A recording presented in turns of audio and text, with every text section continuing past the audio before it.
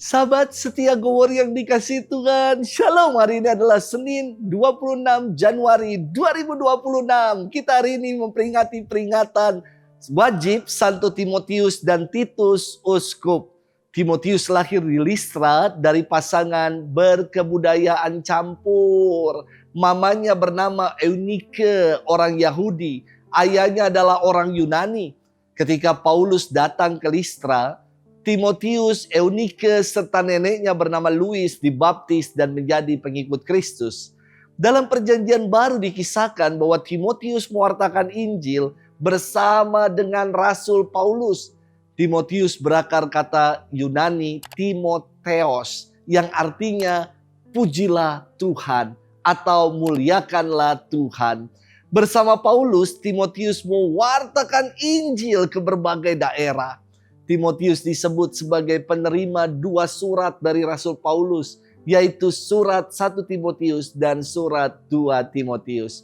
Ia diangkat menjadi uskup di Efesus pada abad pertama dan meninggal sekitar tahun 97 Masehi sebagai martir.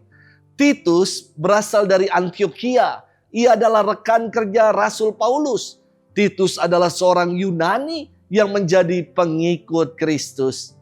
Arti nama Titus dari kata Latin Tatius yang berarti besar, penengah, dan murah hati. Paulus mengatakan kepada jemaat di Korintus bahwa Titus adalah rekan sekerjanya demi mereka. Titus adalah murid Paulus yang murah hati dan giat. Maka kepadanya Rasul Paulus memberikan banyak misi untuk mewartakan Injil. Ia diutus ke Korintus untuk membantu mengumpulkan sumbangan bagi orang-orang Kristen di Yudea yang berkekurangan.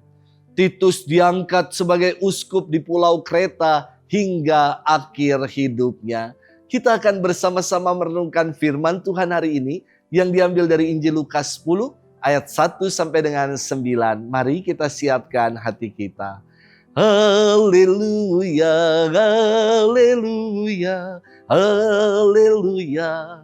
Tuhan mengutus aku menyampaikan kabar baik kepada orang-orang miskin dan memberitakan pembebasan kepada orang-orang tawanan. Haleluya, haleluya, haleluya. Tuhan bersamamu dan bersama rohmu. Inilah Injil suci menurut Lukas, dimuliakanlah Tuhan. Pada suatu hari Tuhan menunjuk 70 murid, lalu mengutus mereka berdua-dua mendahuluinya ke setiap kota dan tempat yang hendak dikunjunginya. Katanya kepada mereka, tuaian memang banyak tetapi sedikitlah pekerjanya. Karena itu mintalah pada Tuhan yang mempunyai tuaian, supaya ia mengirimkan pekerja-pekerja untuk tuaian itu. Pergilah, camkanlah, aku mengutus kamu seperti anak domba ke tengah-tengah serigala.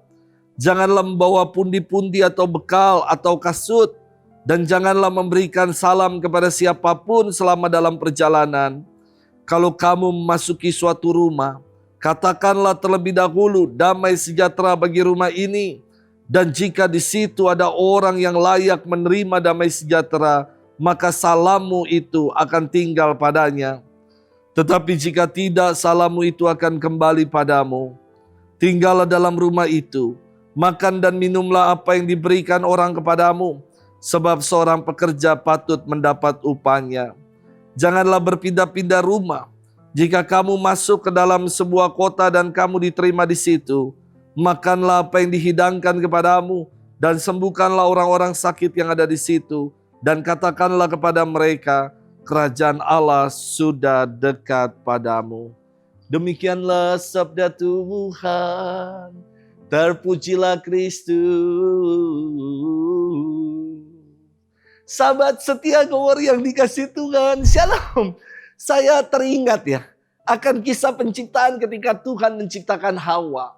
Dikatakan tidak baik bahwa manusia seorang diri saja. Maka diciptakanlah Hawa sebagai penolong sepadan untuk menjadi partner, menjadi sahabat seperjalanan, juga teman hidup. Demikian juga kisah tentang Nabi Nuh, juga baterahnya. Allah memerintahkan agar semua makhluk hidup dibawa berpasangan-pasangan. Terus bagaimana ya kalau imam, biarawan, biarawati? Ya? Kok akan gak ada pasangannya? Jangan khawatir. Karena Allah memberikan komunitas bagi para imam, biarawan, biarawati. Agar mereka senantiasa memberikan hidupnya bagi Allah dalam komunitas. Sahabat setia Go Warrior yang dikasihi Tuhan. Firman Tuhan hari ini berkisah tentang perutusan 70 murid yang diutus berdua-dua. Kenapa berdua? Inilah komunitas, partner, tim, teman seperjalanan dalam perutusan. Pelayanan bukan perutusan untuk menjadi seorang single fighter, Superman atau Wonder Woman. Tetapi menjadi community, menjadi super team atau wonder team. Perutusan berdua-dua menjadikan pewartaan Injil semakin luas tersiarkan. Membuat pelayanan dapat saling melengkapi, memperkaya dan saling mengisi. Yesus menghendaki sejak semula bahwa pelayanan itu bukan one man show. Ia memperingatkan para murid bahwa mereka diutus seperti anak domba di tengah-tengah serigala. Tentu maknanya bukan cari perkara atau mati konyol. Arti perutusan ini ingin mengajak para murid untuk saling mendukung satu sama lain dan mengandalkan Allah sepenuhnya dalam perutusan.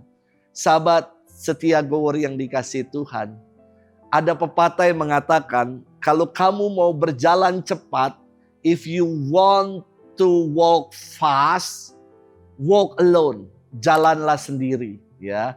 Kalau kamu mau berjalan cepat, jalanlah sendiri. Tetapi kalau kamu mau berjalan lama, berjalanlah bersama-sama, ya.